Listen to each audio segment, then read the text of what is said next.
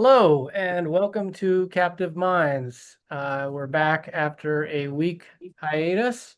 My name is Max Perry and I'm an independent journalist, and my writing is currently featured in Covert Action magazine.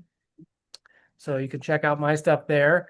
And with me, as always, is my co-host and our producer, Shayna Batterson. Hi, Shayna. Hi, Max. It's good to be back for another episode today. Yes, yeah, we took a week off, but we're back in the swing of things. And Shayna, her writing is on Substack. Everyone should check that out as well. Her Substack is called The Red Letter, and you can read her writing and her work there. Today, we're going to be discussing basically the Israel lobby. And there have been several things related to that, or at least reflected by that. We were brought to this subject really. There have been some pretty high profile scandals in the media lately. Namely in the UK, there have been a few scandals, and basically at the Glastonbury Music Festival, if you're not aware, there was a performance by a up and coming musical act called it's not, I've seen a lot of people thinking it's a single guy, but it's actually a duo, and they're called Bob Villain. I mean, I guess the main uh rapper and singer goes by Bobby Villain, but it's a duo actually. It's not a one man band. Um but basically at the Glastonbury Music Festival, which is a huge music festival that's been around for years in the UK. They're basically, they gave a performance where they led a chant of not only free Palestine but also death to the IDF. And this is coming on the heels of several other scandals related to this other group, this Irish hip hop group, which we've discussed on the podcast as well, called Kneecap. And for those of you who don't know, both of these groups have been very outspoken in support of the Palestinians amid Israel's ongoing genocide in Gaza. And they've incorporated political statements against the genocide into their live performances that have gotten a lot of media attention.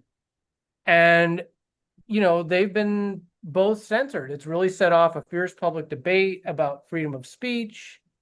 Uh, And I know Kneecap was also playing at the Glastonbury Music Festival, but they previously I think the BBC had decided not to live stream their performance. Yeah, they had they didn't air um Kneecap's performance. And I think that they thought they were in the clear, even though they had flagged several acts at the festival as like potential groups that would show solidarity with Kneecap. But they went ahead and they aired Bob Villain's performance. And Bob Villain, it's Kneecap is like a hip hop group, but Bob Villain is more like a hybrid of like punk rock, like it's kind of clearly inspired by Bad Brains, but they're also they incorporate elements of like specifically this British subgenre of hip hop called grime, where like I guess it's very like dance hall and uh, dubstep influenced, I guess. It's very, the rapping is in a very heavy British accent, and like Dizzy Rascal and Skepta and them are considered grime, but it's a fusion of grime and punk music. It's actually, I think, pretty good. And their music is already very political. Kneecap, they are an Irish hip hop group, and they actually rap a lot in Gaelic. And the controversy with Kneecap started first last year, which we mentioned in a previous podcast. They had performed at the Coachella Festival and displayed messages of support for Palestine and denounced Israel, which got a lot of attention. And a few months ago, actually, one of their members was charged with terrorism related offenses simply for waving a Hezbollah flag that was, I mean, he claimed that it was thrown on stage and he wasn't sure what it was. But either way, this is a total ridiculous violation of free speech to charge him. And it's clearly about intimidating other artists not to speak out against what Israel is doing. And like I said, Kneecap, they're an Irish rap group who perform most of their lyrical content is performed in Gaelic. And in addition to Palestine, they've championed, Irish language rights. They're very supportive of Irish unity. I went and saw their semi-autobiographical, uh, dramatized account, like film where they play themselves. It came out in theaters last year. I went and saw it, and it was very entertaining and funny. It kind of reminded me of Train Spotting, actually. And of course, there's a long history of Irish solidarity with the Palestinians, of course. It's been very disappointing. A lot of musical acts, especially like at the mainstream level, have really there's been a lot of reluctance to speak out about Gaza, in total contrast where you saw tons of bands, supporting Ukraine, which was just Mm. disgusting. But very few musical acts, at least at the mainstream level, have been seemingly willing to speak out against what Israel's doing in Gaza, though some have finally started to lately, like in a kind of wishy-washy way, but at least, it's better than nothing, I suppose. Better late than never. However, they're clearly trying to make an example out of these groups like Kneecap, and recently Bob Dylan is the latest. Like I said, for leading a chant saying death to the IDF, they've really um, been cracking down and going after this group for doing that. And since then, they've had their several performances at other festivals canceled. They've had their U.S. visas revoked. There's a criminal investigation apparently that's being opened in the UK over this. Uh, like I said, several of their upcoming scheduled performances have been canceled in retaliation. And there's, this big I mean, they're really trying to make an example out of them. And both of these groups, Kneecap and Bob Dylan, are being painted as anti-Semitic by the media. This conflation of not just Israel and Judaism and the Israel with Judaism and the Jewish people itself. And now apparently, I guess, I mean, Well, the I IDF is synonymous with Jews. I mean, this is just absurd. I mean, like, I've seen that too. It's like though they were yelling death to Jews. It'd be like if someone was going like death, death to the US military, it means they thought all Americans should die or something. it's absurd. Yeah, I watched. I mean, the Bob Dylan released a statement where they clarified, saying that they were speaking about dismantling what they consider to be a war machine that's slaughtering innocent people. And this idea that they were like leading a chant for like anti-Semitic pogroms or something is just flatly absurd.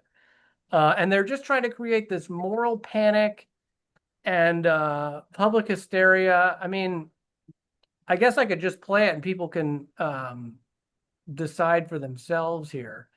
People can, I mean, if you free, free, free, free, free, free. All right, man, have you heard this one though? Death, death to the IDF, death, death to the IDF, death, death to the IDF, death, death to the IDF, death to the IDF. Hell yeah, from the river to the sea, Palestine must be, will be, inshallah, and will be free. Yeah, I just want to add that I do recommend Bob Dylan's music. Their one album, The Price of Life, that it's very good and Yeah, they're I think it's very good too. I agree. And actually, yeah, Shayna was the one who had actually turned me on to them before this whole scandal erupted, I mean, I had seen their name listed everywhere, and I had been listening to Kneecap for a while now. But Bob Dylan, I was late to the party on. So yeah, people should actually listen to it. It's not bad. And yeah, they've had their visas revoked, and and they've actually really dug in their heels in response to this scandal where they're just being vilified. Kneecap, after their whole scandal erupted, they kind of put out some statements that I thought were trying to backtrack. Or I mean, it's understandable because your career is being put in jeopardy, and it's understandable to some extent.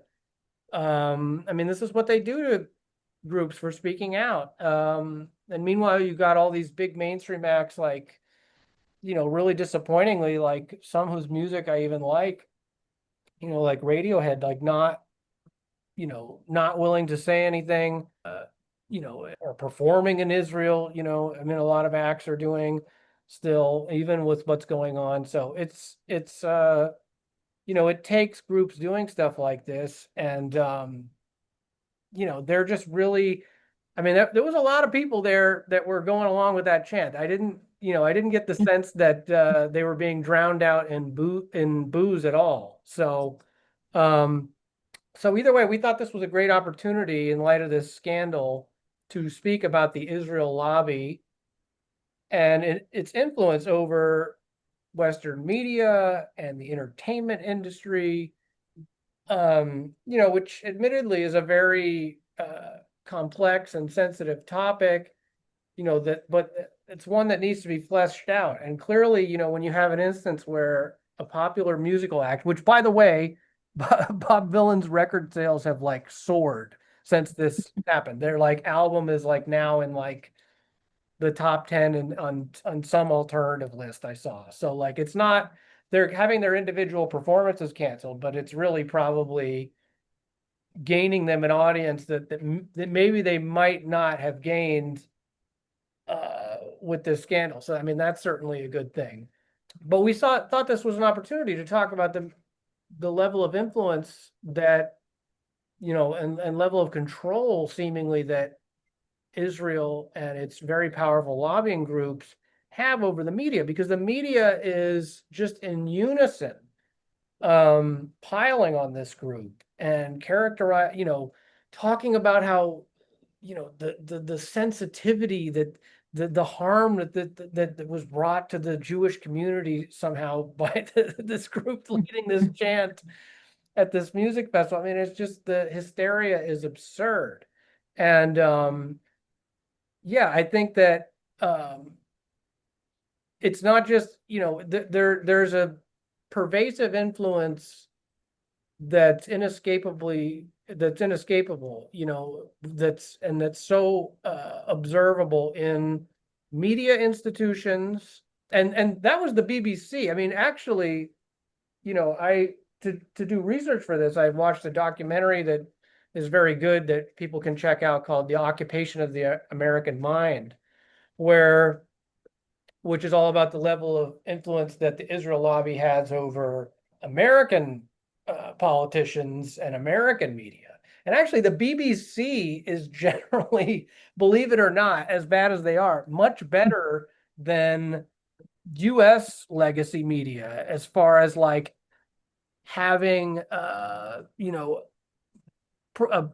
not having as disproportionate amount of representation by like on their nightly news programs, as far as like doing interviews with Palestinian intellectuals, with the Palestinian giving the Palestinian point of view and perspective when on news events or news stories. The BBC is actually a lot more balanced, as bad as it is. I mean, it definitely is still, of course, very much pro-Israel and slanted towards Israel, but they do at least, the British public does at least get to hear on occasion the Palestinian point of view. Whereas in the American press, it's just a complete blackout.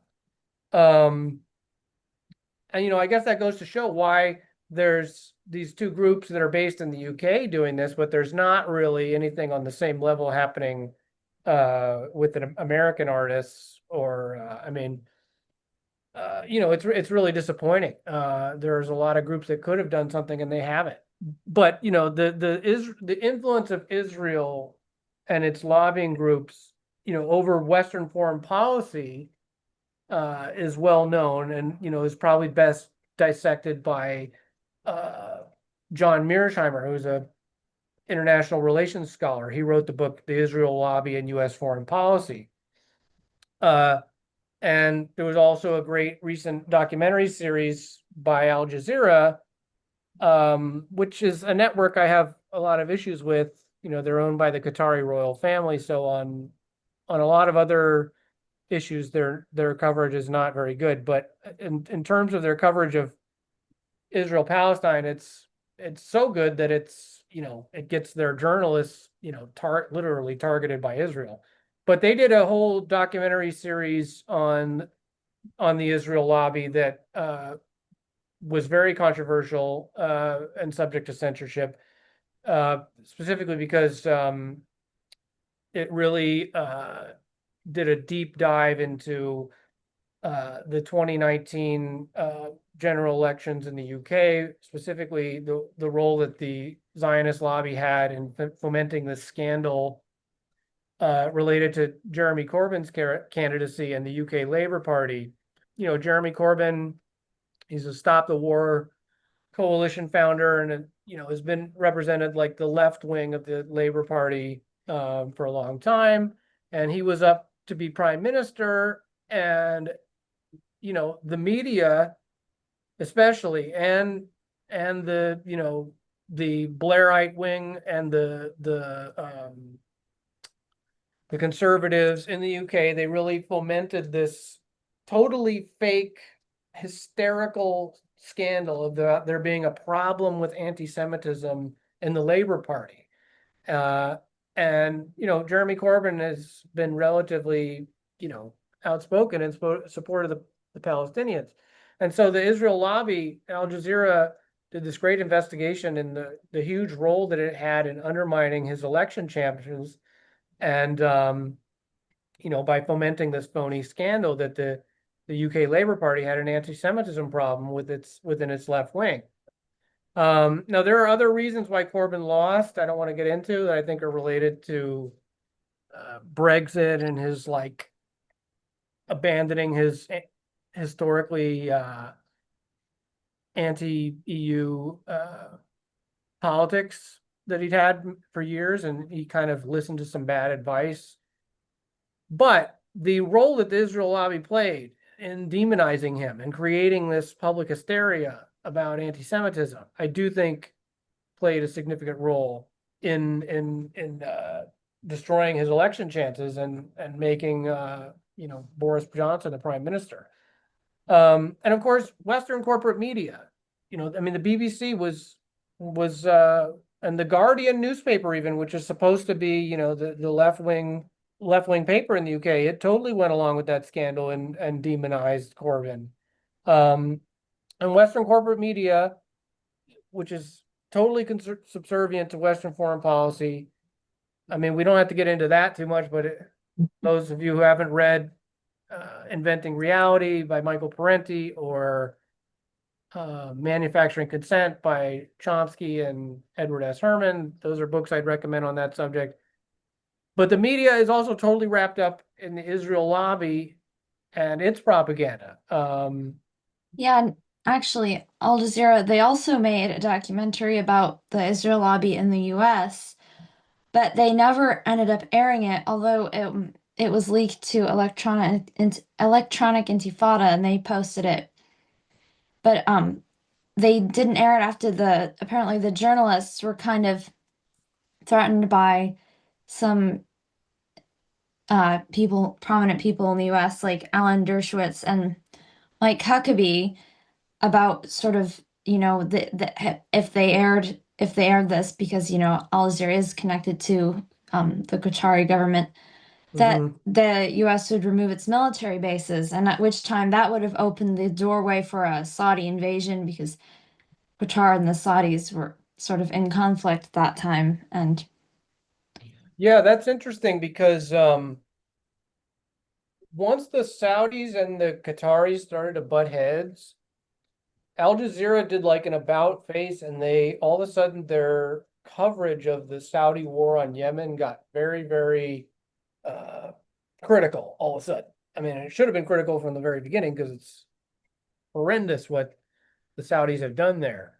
But yeah, Qatar has always been kind of like the outlier as far as like the Sunni Gulf monarchies. But speaking of Alan Dershowitz, I mean, I feel like we have to at least mention this. I mean, of course, he was affiliated with Epstein and was likely, I mean, I think he was his legal representative at one point, and he's clearly tied up in that scandal. But today, the Trump Justice Department and the FBI released their conclusions that uh, Epstein did not commit suicide, or excuse me, was not murdered. He did commit suicide. Sorry about that. Blech.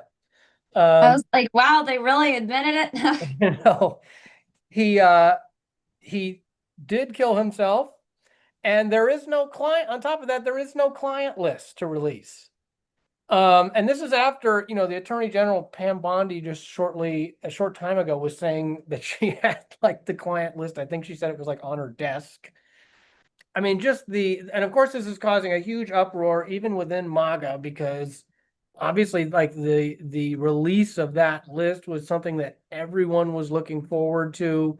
It plays into the whole QAnon thing. I mean, this is something that's been universally wanted, but this was something that was supposedly coming down the pipe with Trump getting elected. I don't know why they were expecting that and why people were duped by this, because Trump himself, of course, is completely connected with Epstein. Uh, and, it certainly plays into the inordinate level of influence that Israel has on his administration. Um, I mean, the sweetheart deal that Epstein got, and in the first indictment in 2007 or 8, uh, he got that sweetheart deal because Alex Acosta, who later became Trump's Secretary of Labor, was the attorney for the Southern District of Florida at the time. And Acosta later said that he was told to back off because Epstein had ties to intelligence. That's a direct quote. And Acosta was later in the Trump administration, and we know that Ghislaine Maxwell's father, Robert Maxwell, who was had a media empire. He was a British, media mogul. He was a known Israeli intelligence operative, a super spy even. And he's buried at the Mount of Olives Cemetery in Jerusalem. He may have even been killed by Mossad himself. It's said that he fell off his yacht. So a lot of people believe he may have been whacked by Mossad as well. But it's clear as day that what Epstein was doing was a sexual blackmail operation, and it was clearly on behalf of a state actor, namely Israel. I mean, if you're going to be a wealthy person that's engaging in sex trafficking, you could do that. You could engage in that kind of criminality with anonymous people.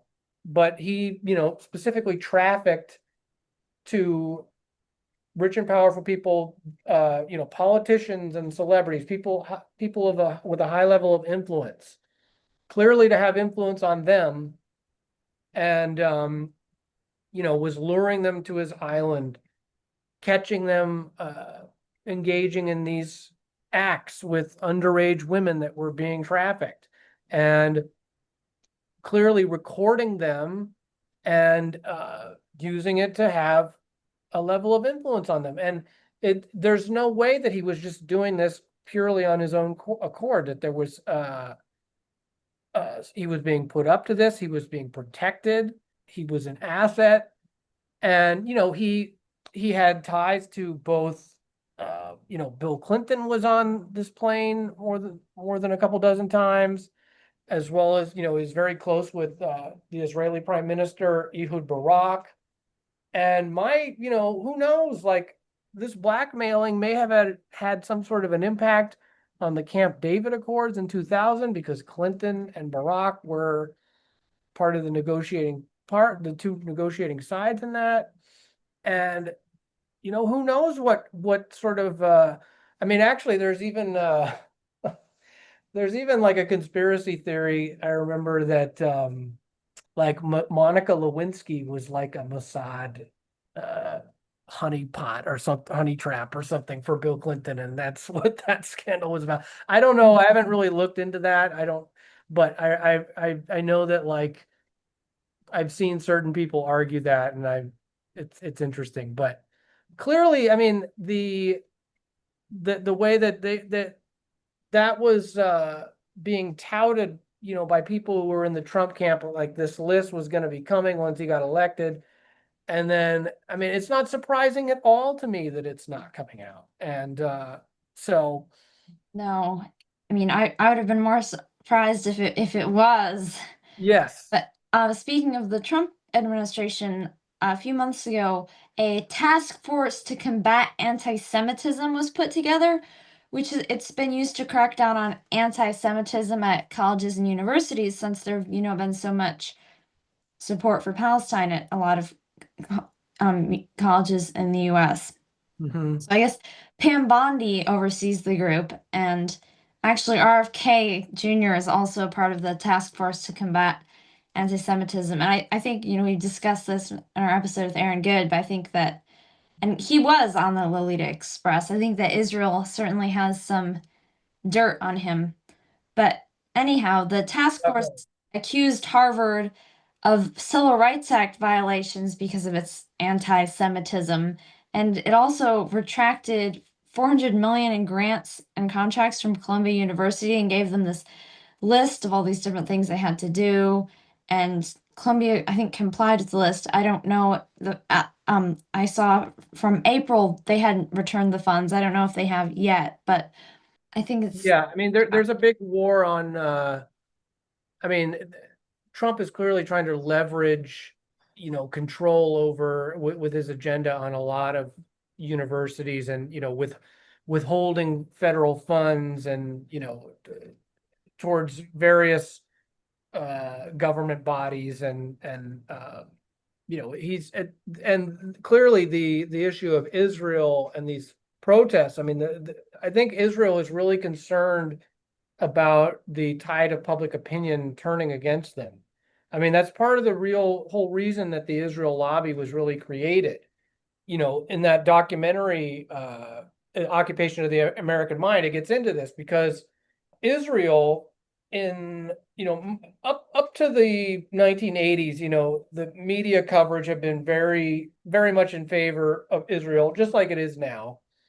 And the Western public was really not getting the Palestinian perspective at all on that conflict. But there was sort of a rare exception when Israel really started to become expansionist. And that really came to a head in 1982 when Israel invaded Lebanon. And suddenly, Americans and Western civilians, or the Western public, is the media actually did cover that war in terms of like showing the pictures of the Sabra and Shatila massacres when which were carried out by these right-wing Maronite Lebanese Christian militias that were aligned with Israel, clearly at their behest. They went into these Palestinian refugee camps in Lebanon and just massacred people. I mean, it was just horrific. And the media, Americans got to see these pictures, and the media actually was covering this as even though there was, still a lot of demonization of the Palestinians and Hezbollah, like, related to the bombing of the Marine barracks that killed several hundred U.S. Marines in Lebanon.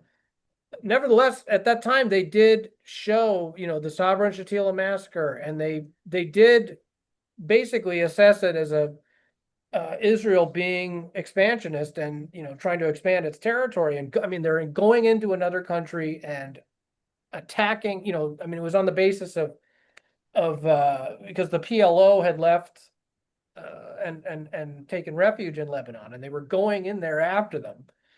And so I think that the Israel lobby at that point realized they had a PR crisis. So basically, the Israel lobby was created, or really began to expand its, as far as the Hasbara and these propaganda campaigns, because they know that Israel cannot continue to maintain U.S. public support without, or can't maintain U.S. government support without the public's approval. And it will only last as long as the American people tolerate it. And so that's when you had, these efforts to, to no matter what, like shift the dialogue, shift the discourse onto terrorism, because Israel, since 1967, they've been, there was a UN resolution passed, 242, which stipulated that they had to withdraw from the occupied territories after the Six-Day War. And to this day, it's been over 50 years, they still are there. They have not withdrawn. And so instead of the conversation being about territory, the fact that they are still occupying the, less than 25% of the territory, of what used to all be Palestine, the way that they've altered the public perception and is because they've made it about terrorism. Once the Second Intifada started, they made a concerted effort with the Hasbara campaigns to always keep the focus on, Israel is defending itself. Even though the whole reason that this terrorism, if you want to call it that, is happening, the resistance, the fighting back, is because Israel will not withdraw the occupied territories. There's an international consensus. It's universally recognized that the only way to reach a political settlement is, if they're ever going to have one, is at least if Israel withdraws from the occupied territories. And I mean, the Oslo Accords did not even stipulate that they had to go back to the pre-1967 borders, where, when Israel went to war with this coalition of Arab states, they took more. They took some, they took the Golan Heights from Syria. They expanded their territory, and that still wasn't enough for them with the Oslo Accords. They didn't, that was basically all they've done, is continued to annex more land and, build more settlements in the West Bank and East Jerusalem. And, now they're committing genocide in Gaza. And so that's been, I mean, American political campaigns, the amount of money that's poured from powerful Israeli lobbying groups like AIPAC, namely the American Israel Public Affairs Committee, the amount of money that they pour into American political candidates. Let me just interject that apparently every member of Congress is usually assigned an APAC liaison who they maintain contact with to, sort of give an idea. Yeah, I mean, one important aspect to this that can't be neglected is that, not only does Israel have this special relationship with the U.S. and Western governments that, I mean, really, that really became solidified with the Richard Nixon administration, and when it was like sort of officially agreed upon. I think it was between Golda Meir and Nixon that, like, Israel was officially going to be the U.S. outpost in the Middle East looking after American interests. And, this special relationship. I mean, the American Israel Public Affairs Committee is not forced to register as a foreign agent. And in the UK, they have their own lobbying equivalents, like the Britain Israel Communications and Research Center, which also isn't registered under what their equivalent, which is the Foreign Influence Registration Scheme. Here in the United States, we have what's called the Foreign Agents Registration Act, FARA, which historically has been very selectively implemented and it's very politicized. It was created in 1938, primarily to counter the spread of foreign propaganda. At the time, it was referring to Nazi Germany, obviously, and it was aimed at countering, any propaganda coming from foreign governments within the United States.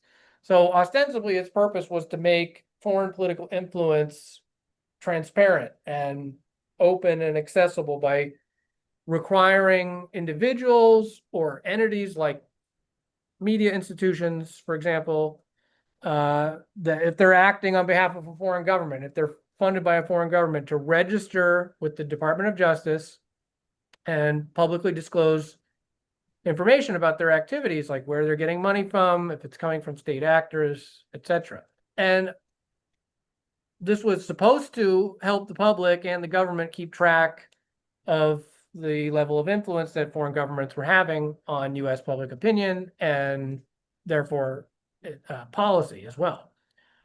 But since it was passed, since it was created, it's only been applied to certain countries, while others are excluded or are not subject to the same application. For example, during the when Russia began its special military operation in Ukraine, RT America, which I used to watch every day and miss watching, that was forced to, well, prior to the war, actually, it was forced to register as a foreign agent, even though it was a media organization. It happened to be funded by the Russian government, but they considered it, it had a very small media market. It was not a major, it did not have a major impact on U.S. public opinion, but apparently they thought it was enough of an issue to where, I mean, it was really, I mean, I do think it was having some effect in terms of like, because of the level of distrust and the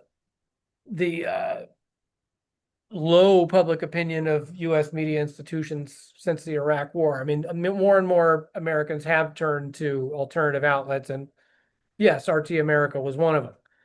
So even before the war to Ukraine, it did have to register as a foreign agent. But then when the SMO in Ukraine began, it was shuttered altogether. They just shut it down.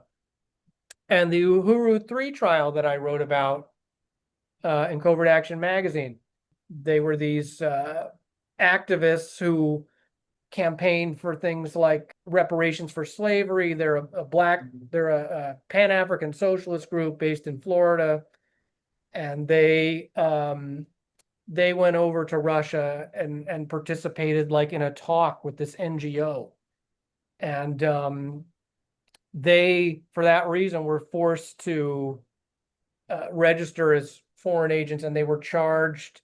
Well, I'm sorry, they were charged under the Foreign Agents Registration Act for acting as agents on behalf of Russia, because they were doing things like running candidates for public office and campaigning for reparations for slavery. So things like, I mean, this is who it's implemented against. It's implemented against a tiny black Pan-African socialist group. It's not being applied to AIPAC, which has an absolutely huge influence on U.S. government policy, and it just pours an incalculable amount of money into U.S. Political campaigns. But AIPAC isn't forced to register. It's RT America. It's the Uhuru 3. I think that's another good example of imperialist hypocrisy.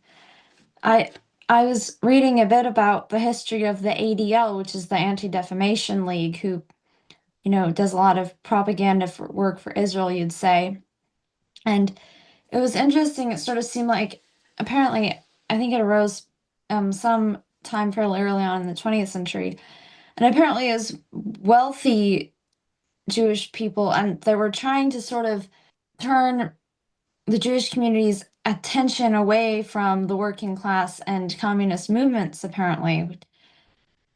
Also, another propaganda sort of group for Israel is the Canary Mission, which is an anonymous website established in 2014. They've recently found out that some of its funding comes from some wealthy Jewish American philanthropists, but you still can't really find out who runs it and the details. But they target pro-Palestinian activists and make it difficult for them to find employment, labeling them as terrorists and all these things. I know fairly recently, That's what they're doing. Sorry to interrupt you, but that's what they're doing with Palestine Action now, is that they're trying to label like that basically a terrorist organization, and this is in the UK, and anyone who expresses support for them is akin to, you know, supporting, I don't know, Al Qaeda or whatever. It's absurd. It's an activist group. well, and as we discussed in prior episodes, the United States and the UK to some degree have really incubated real terrorism. They just removed Hayat Tahrir al-Sham, which is an Al Qaeda affiliate in Syria, as a terrorist group. They just announced that. And Macron and Trump, I don't know if Keir Starmer has yet, but they're meeting with al-Julani or al-Shara or whatever his name is, who's a former ISIS commander and a former Al-Qaeda member, or he still is basically an Al-Qaeda member. They're, just the hypocrisy. They're calling Palestine Action terrorists, and they're trying to label activists, I mean, as in solidarity with Palestine, as terrorists. But Anyhow, the Canary Mission, like one example was apparently this Turkish doctoral student at Tufts University.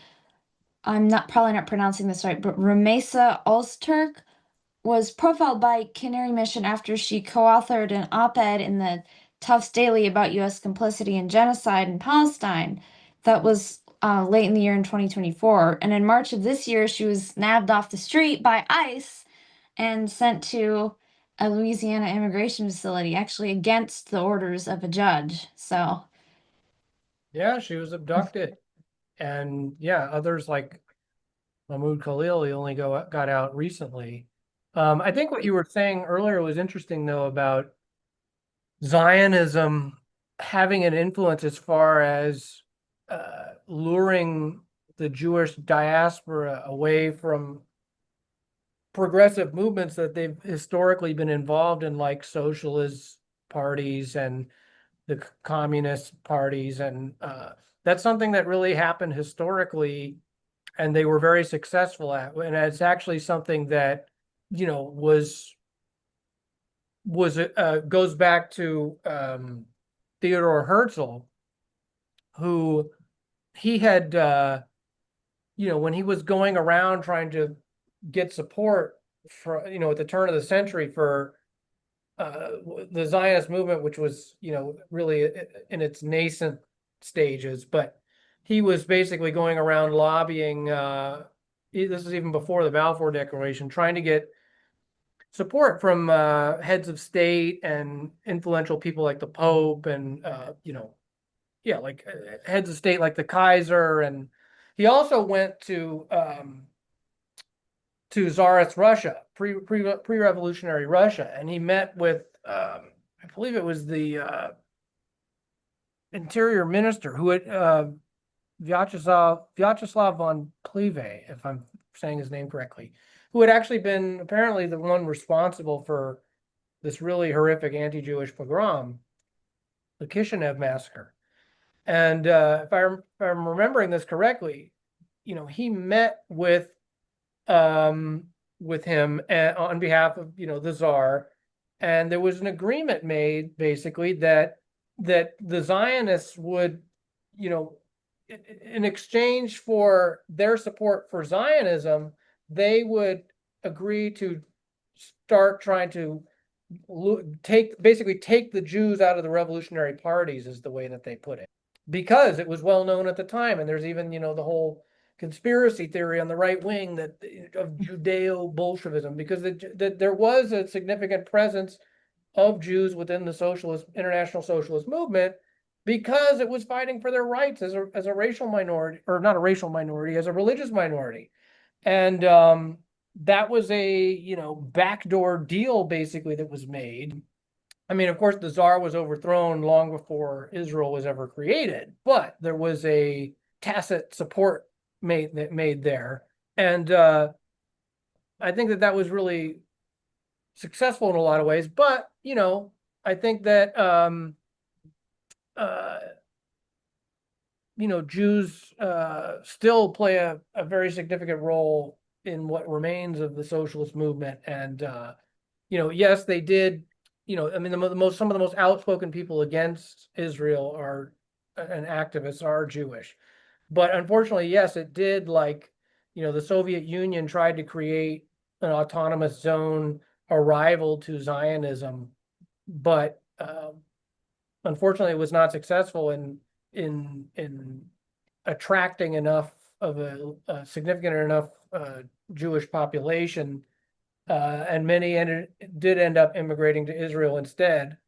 And unfortunately, the Soviet Union, I mean, I've written about this, they ended up supporting the establishment of Israel at the 11th hour, even though not too terribly long after, they ended up switching back to the Arab camp. But yeah, that was just an important point I thought you were making that I wanted to at least touch on.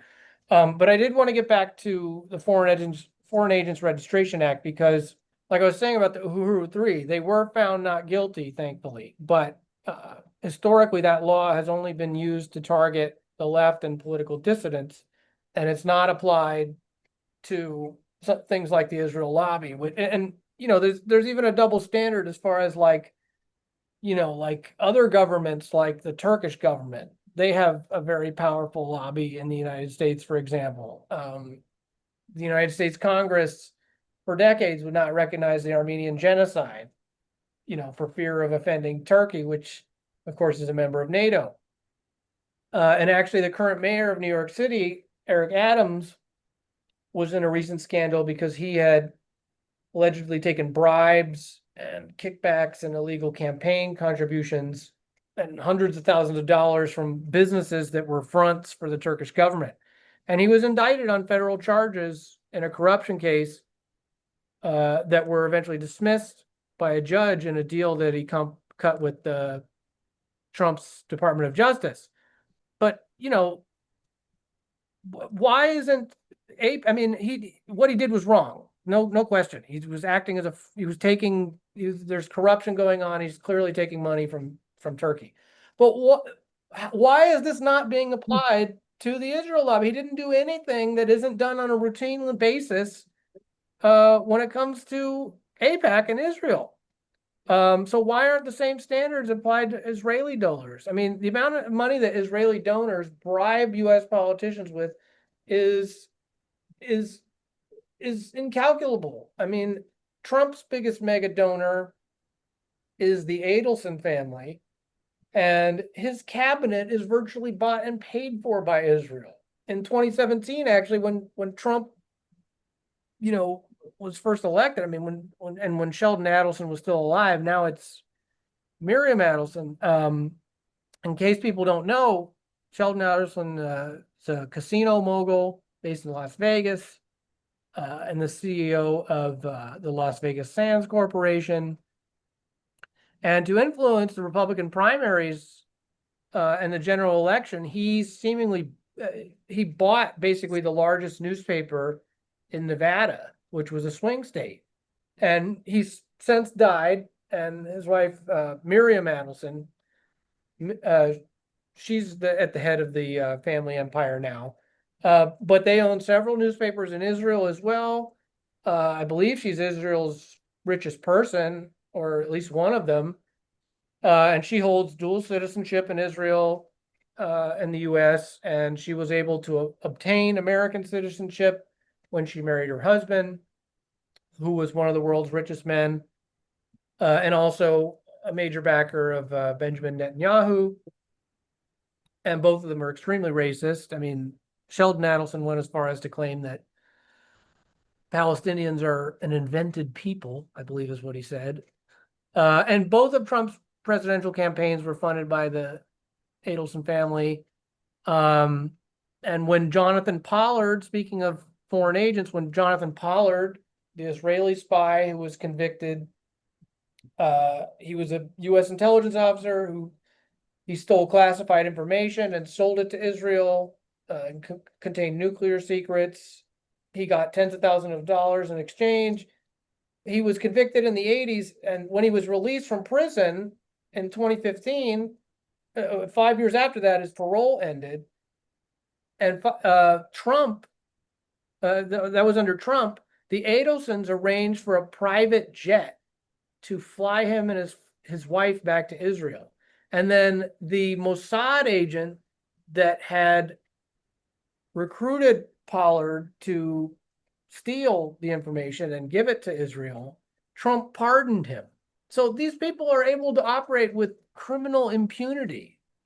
It's just unbelievable. I mean, but again, like what Eric Adams did with Turkey, or like, they also indicted this Democratic senator in New Jersey, Bob Menendez. He was taking money from Egypt and Qatar. But again, yes, there's clear corruption going on there. I'm not excusing it. But why is the same, standards not applied to Israel? It's unbelievable. Well, I think that brings into question the whole relationship of the U.S. to Israel, which I think we need to discuss. But first, Arnaud, that was really interesting what you're saying about Herzl and the Tsar. I didn't know that. But, you'll either hear people say that the U.S. controls Israel completely and it's just this puppet outpost in the Middle East. Or you hear people say Israel controls the U.S. and it's the Jews controlling everything. And I think that at this point, well, obviously it's not the Jews controlling everything, but I don't think it's just the US controlling everything. I think at this point, it's sort of evolved into this relationship of, Israel has its own aims and the US has its own aims, but a lot of the aims work together. And it's this almost this, it's hard to untangle the threads of the United States and Israel to a certain degree because they're so interwoven with each other at this point. Yeah, I tend to agree with that perspective. There are a lot of, I think it's sort of a false dichotomy, or it's too set. Israel is just purely a US proxy, as well as the idea that I mean, definitely, like, this idea that Israel somehow dictates US foreign policy, I think is also, it's way too simplistic. I think it's a lot more the case that Israel is an outpost or a beachhead for the US in an energy-rich region where it wants to secure its foothold.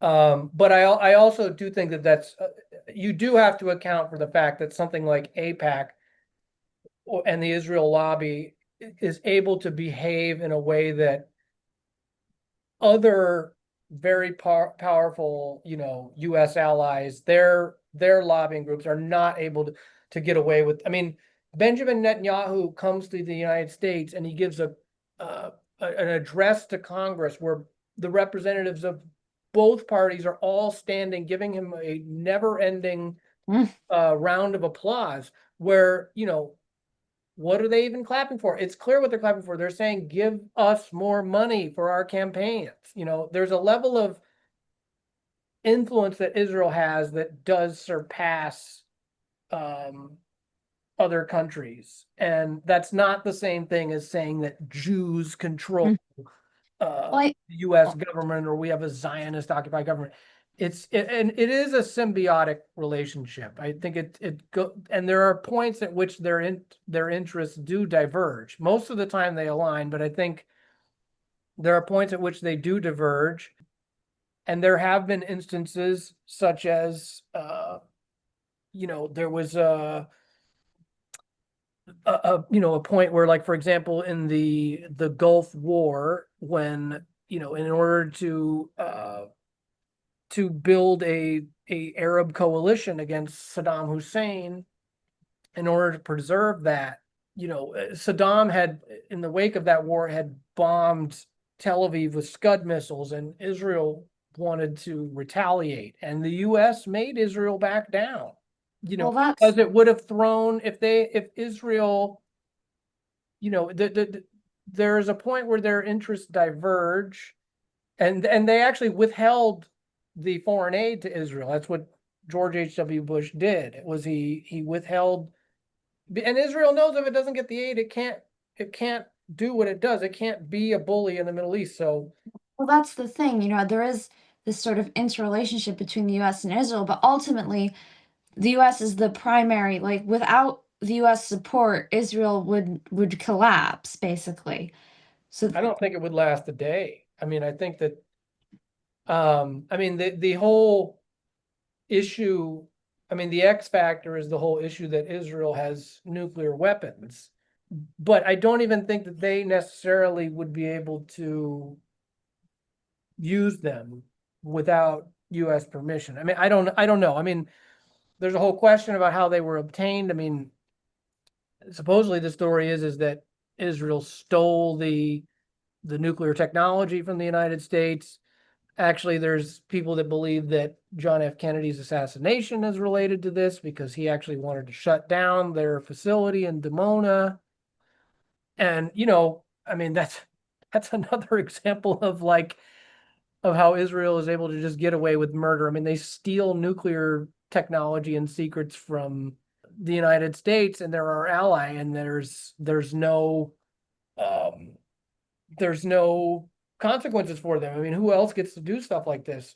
I mean, I guess the Saudis, I mean, considering like the Saudis were clearly involved with 9/11, they have a level of, they seemingly get away with whatever. I mean, assuming that we didn't give the green light for that to begin with, but like, we have these allies, particular allies, that are just able to get away with whatever they want, and Israel is at the top of the list. And actually, it's interesting. One other thing I wanted to mention is, like, as far as like the level of media influence. I mean, this is a very sensitive topic where you get into discussions about Israel's level of influence on the media or Hollywood, because because of the overrepresentation of Jews in those positions, those powerful positions. And so it sounds like you're saying that Jews control Hollywood, or Jews control the media. But there is, like, some aspects to it that can't be ignored. Like, for example, I've written about this. There's a very high profile Hollywood film producer who also was an operative for the same, or is an operative for the same Israeli intelligence unit that recruited Jonathan Pollard. I just watched a movie a few weeks ago where his name was, every once in a while I'll be watching a movie and it'll say produced or executive produced by, his name is Arnon Milchan. And people can look this up, look the guy up, Arnon Milchan. He is a very powerful figure, and he's a hugely successful Hollywood producer. I mean, he produced, 12 Years a Slave, I think Pretty Women, Under Siege. I mean, just tons of movies. And again, discussing this is very sensitive because of the trope about Jews controlling Hollywood and whatnot. But there is a very scandalous history people are not aware of. And there's this investigative journalist, James Bamford. He's done a lot of great work on this subject. The Jonathan Pollard scandal is pretty well known, but there was basically another case involving this film producer, Arnon Milchan, that happened around the same time in the 80s, where there was this aerospace engineer and advisor to, like, U.S. Air Force and NATO. His name was Richard Kelly Smith. Smyth, Smith. And he was indicted by the FBI for smuggling to Israel what are called krytrons, which are these tubes that are like the triggers that are used to fire nuclear bombs. And now there's strong evidence that Israel engaged in covert operations and espionage to acquire nuclear technology back in the 50s and 60s, like I mentioned before, to develop its program to begin with. But this is specifically the triggers that are used to fire them. And this guy, this aerospace scientist and NASA consultant, Richard Kelly Smith, he was smuggling the triggers for nuclear weapons, which are like these gas-filled tubes that have like a switch for the bombs. And he smuggled shipments of them to Israel illegally. And the transactions between Israel and this guy were brokered by a company owned by Arnon Milchan, who's an Israeli businessman and film producer. Before this guy Smith was indicted, but before his trial, he fled to Europe, and he wasn't apprehended until like 15 or 20 years later. And he didn't even end up doing time because he was in his 70s at that point, and they just gave him parole immediately, it's unbelievable. Meanwhile, Arnon Milchan, who had facilitated the whole thing, this theft of nuclear weapons, triggers to fire them, he was never charged, even though he was clearly involved. There was a grand jury that convened to investigate whether arms control acts had been violated, but no indictment ever came against him. And Arnon Milchan is actually, I mean, if you've seen these stories about how there's these corruption charges against Benjamin Netanyahu, he's the guy that the corruption involves, because he's a huge, enjoys a very big, he basically enjoyed got a positive reception in Hollywood, up until his name was not associated with controversy really until the whole Bibi Netanyahu corruption trial started. And basically what happened was Arnon Milchan, his visa, I guess, was going to expire. And in order to renew it, he started bribing Benjamin Netanyahu and his wife with like all these lavish gifts, like cigars and stuff. And in exchange, Benjamin Netanyahu started putting pressure on the Obama administration to renew his visa, which they did. And then on top of that, Benjamin Netanyahu introduced this like tax legislation that gave tax breaks for Israelis who are living abroad to return to Israel to make aliyah in exchange for not having to pay taxes. So like, this is the guy that's also at the center of the whole Benjamin Netanyahu corruption trial. And a lot of people believe is the reason why, Benjamin Netanyahu wants the war to go on indefinitely, or the genocide to go on indefinitely, because if it stops, then he has to, he could end up going to jail. I mean, I don't believe that's going to happen, but basically, like, this is the level of, and this guy is a major Hollywood film producer to this day. And just, he's admitted in interviews that he was an intelligence operative, but he's allowed to steal the, devices that fire nuclear weapons. And Israel is not a signatory to nuclear proliferation treaties. It's their program isn't even officially declared. Meanwhile, there's this whole thing about policing Iran, whether they can even have a single nuclear weapon. I mean, just the double standards, the way that the rules do not apply to Israel about anything, it's just insane. It's just total insanity. As speaking of the media in Israel too, Marvel, which is just U.S. military propaganda pretty much, but actually many people who have, I found this article in Monthly Review. I'm just gonna read a little section of it. It says, Many individuals who have held or still maintain roles at Marvel are associated with the Israeli military, Israeli intelligence, and Zionist institutions that uphold apartheid. For instance, Isaac Perlmutter, the current chairman of Marvel Entertainment, who served on Marvel Comics board of directors until 1995, grew up in 1948 occupied Palestine and served in the Israeli military during the 1967 Six-Day War. Avi Arad, the CEO of Marvel, also grew up in modern-day Israel and served in the Israeli army during the Six-Day War. Along with his wife, Laura, Perlmutter oversees a foundation that contributes to several pro-Israel causes, such as the Anti-Defamation League, Friends of the Israel Defense Forces, the American Israel Friendship League, the Jewish Federation of Palm Beach County in Florida, and the Jewish Agency for Israel.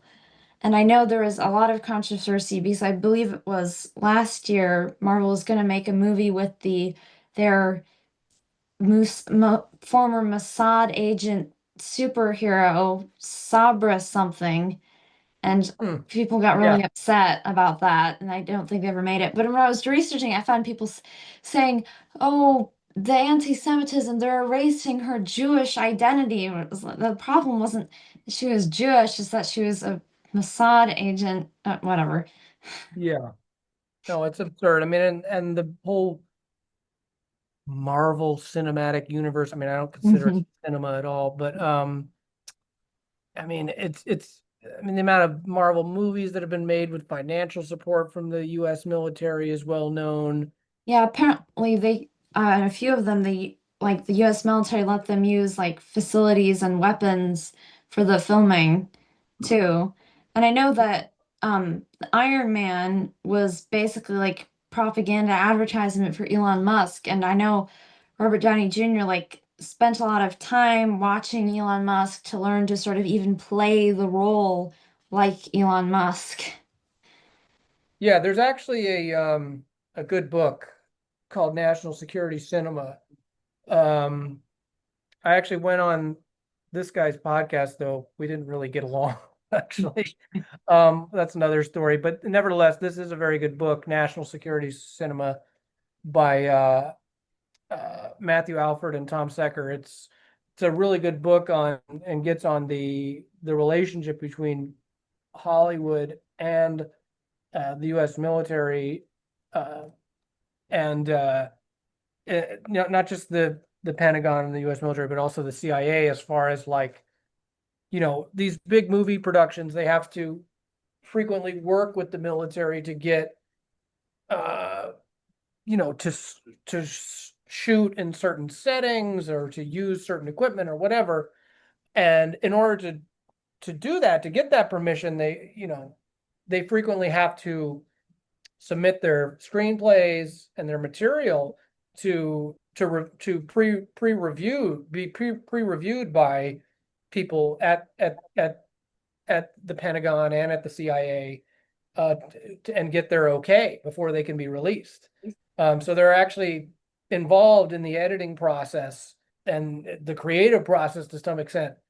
And so you can see why a lot of these shows, and certainly, I mean, I mean, there have been so many films over the years. I mean, depict, the exaggerated depiction of Arab terrorism, and you're never gonna ever see any film that's a big Hollywood film really that's doing the same equivalent for the violence that Israelis perpetrate on Palestinians. So yeah, I mean, there's so many different directions we could go with this discussion. I think we've kind of covered some of the basic ones. I mean, we could talk about this for several episodes really, but we just thought that the incident that's happened, just was something as small as these individual musical acts performing at a festival. I mean, the hysteria that's being whipped up just over a performance, over a chant at a music festival, is Well, being treated like this huge, event, when it's like, what, compared to the level of influence that, I mean, and the what it reflects, like what it says about our media, as far as they're being completely compromised and completely slanted in favor of Israel. Where, I mean, there was another incident recently with, a German member of parliament where this woman was just wearing a t-shirt that just said Palestine on it. It didn't even have a real political statement. It was just then the word Palestine. And she was dragged by force out of the German parliament. I mean, it's just absolutely insane the level of hysteria that that any kind of support being expressed for the Palestinians is the overreaction that it's getting. I mean, and I think it's really backfiring. It's really having an impact on public perception of Israel. And they know that the Hasbara is not working anymore. Again, I would encourage people to watch this documentary, The Occupation of the American Mind, because it's all about Hasbara and how there actually is a growing crisis. And this was made before, well before October 7th. I think it came out in 2019. So it kind of anticipates a lot of what's happening now, where the effect that the boycott, divestment, and sanctions movement and pro-Palestinian activism is having on the public perception of Israel, and how the tide is really starting to turn against them, and they are in panic mode. And I think that's really what this whole scandal about Bob Villain and Kneecap is all about. Yeah, I guess apparently on May 25th of 2023, you know, before the attack that started it all, um, Biden unveiled the U.S. national strategy to counter anti-Semitism, apparently. And then since October 7th, there have been 4 bills introduced to the legislators. I don't know if all of them passed, but I think some of them did. There's the Anti-Semitism Awareness Act, HR 6408, the Accountability of Terrorist Perpetrators Act, and the Countering Anti-Semitism Act. And, all these acts conflating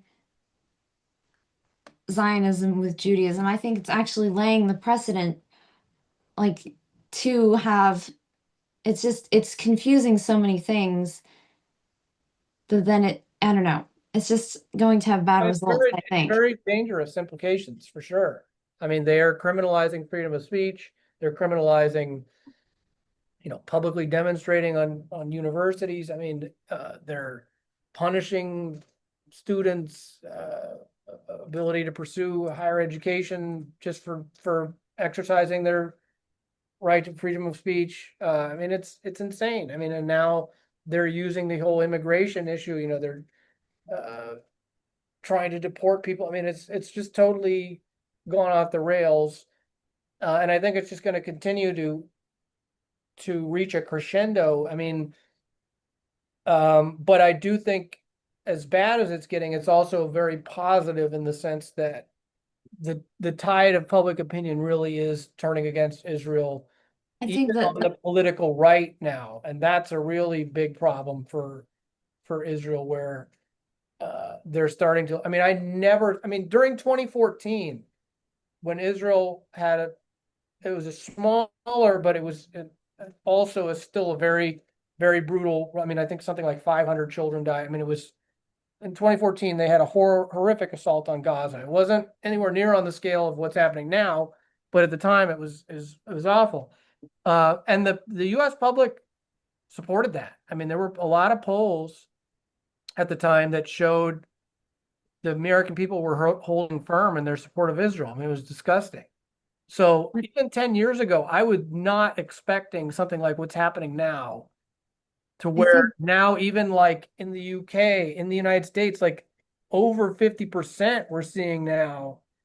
I mean, really the only group that's holding firm in support of Israel is like really old, like elderly people. I mean, people who grew up in that generation when it was unthinkable, to even consider support for Palestine. I But think like that Republicans are turning against Israel now. I mean, it's insane. I never thought this would happen. well, I think with Israel, the masks sort of come off now. You can't hold any illusions about it. I mean, because Zionism was sort of racist from the start, but before with the propaganda spin, it was sort of painted in a nice light. But now it's I mean, it's really hard to paint genocide in a nice light, suffice it to say.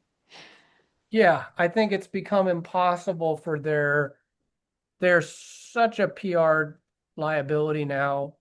And it does Well, raise the question of whether, the US, what they're gonna, it's putting them in a weird spot. I mean, what are they gonna do? Like, assuming that Israel does reach this South Africa-like moment where public opinion becomes so overwhelmingly against Israel that it's going to be a liability for politicians to continue to take their money, continue to publicly support them. I don't know.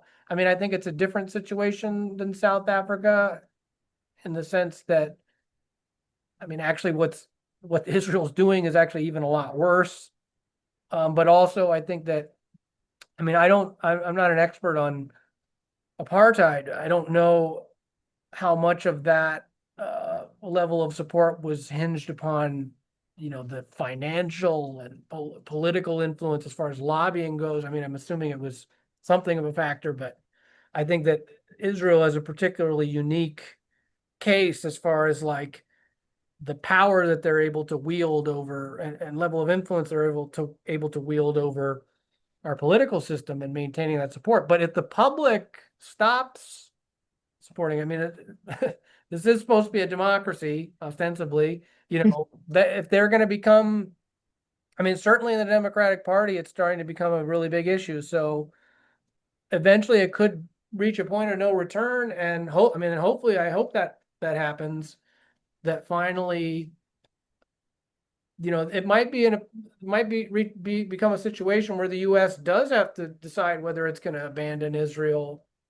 or not. I mean, I don't know. I don't have a crystal ball, but I do think we're slowly approaching that kind of a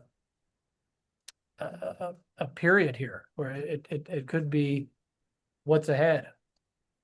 I certainly hope so. We should probably get wrapping up, but just for my final thought, I'd like to say that I think, with Israel, that sort of the racism is sort of just trained into the people there from an early age. I know the curriculum in the schools is very racist, and then, they have military service for everyone.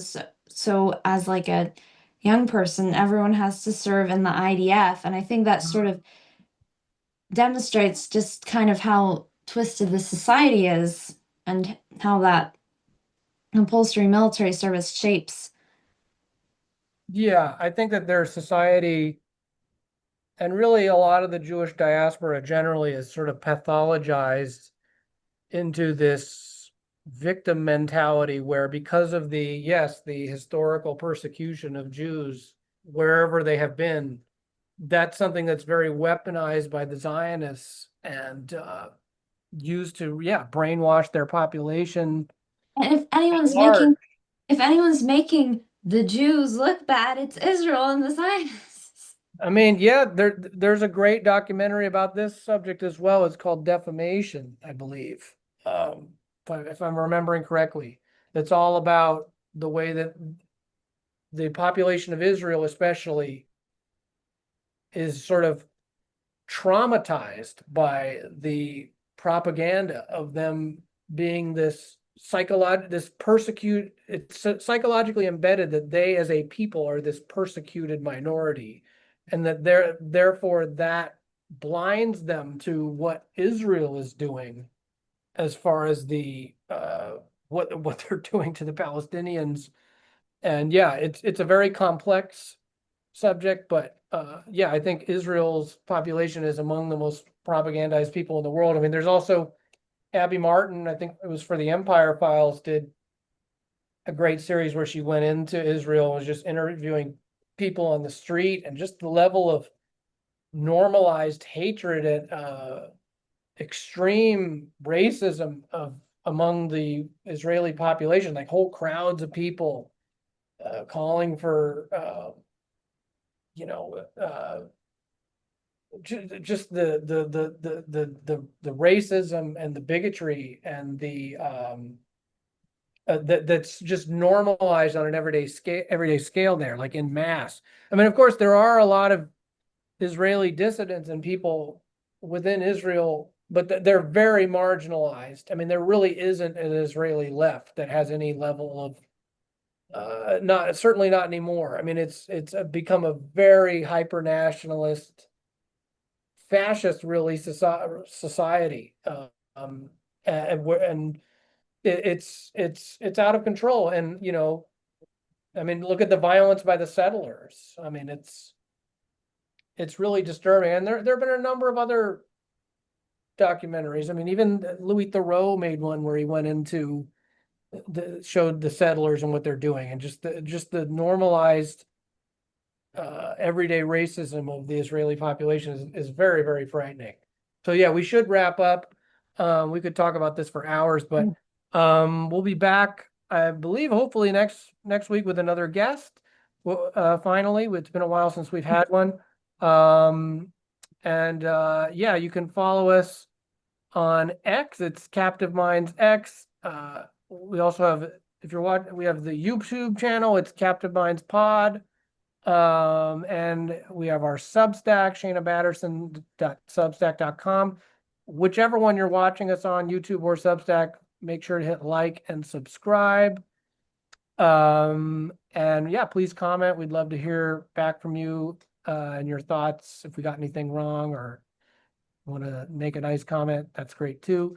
But either way, thank you for watching and listening to Captive Minds. We'll be back next week. Take care.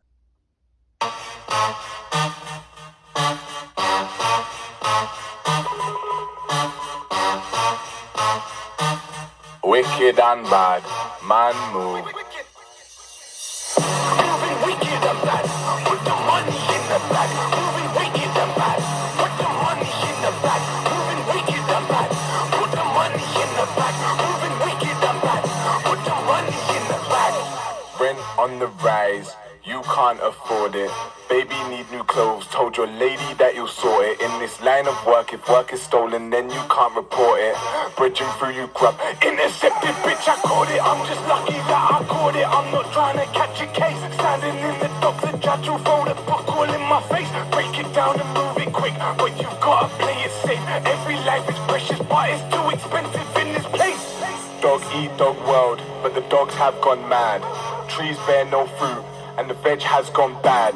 Underwater movements, I'm not talking crusty crab. I'm SpongeBob at the bank, put the money in the bag. Moving wicked and bad, put the money in the bag. Moving wicked and bad, put the money in the bag. Moving wicked and bad, put the money in the bag. Moving wicked and bad, put the money in the bag.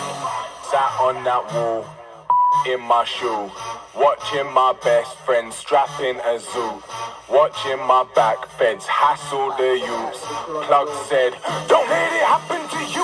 Nothing with the flashing blues. 10 toes, man move, man smooth. Captured me, never captured food. Way too smart, man, I'm way too rude. Way too fast, way too aggy. Turn the corner, stash that baggie. Hop the graveyard, man move scatty. Fuck that, let's go dig up Maggie. Let's go dig up Maggie's grave and ask her where that milk went.